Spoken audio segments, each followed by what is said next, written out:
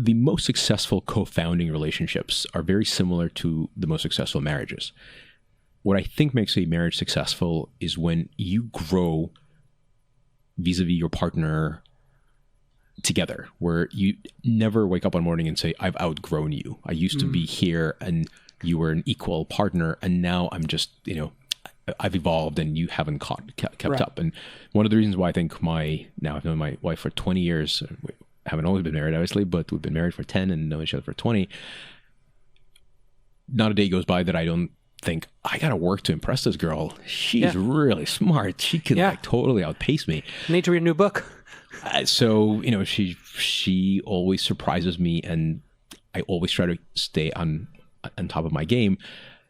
In many ways, my relationship with Peter and my other co-founders over the years, but Peter in particular was one where I always wanted to make sure that Peter thought I did the best I could, because I was always trying to be the best possible co-founder for the guy, because I could see that he was trying extra hard to do the best he could for me, to impress me, we split our responsibilities very early on. He said, look, I'm going to make sure the business survives. I'm going to raise money and drive us to the best team. You figure out the tech.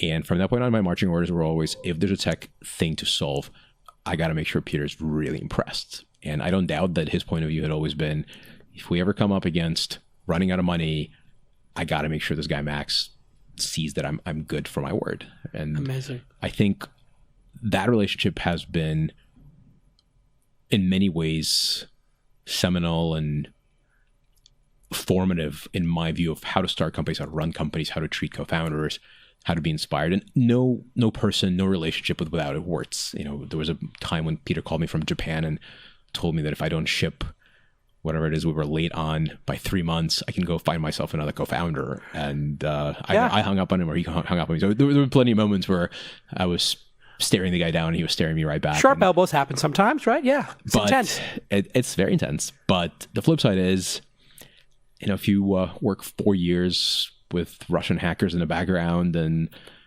rogue nations and crazy banks trying to put you out of business, and ultimately all you try to do is just do the best for the other guy, and it keeps working and eventually it ends in success. You can't help but think that stuff is rare and important.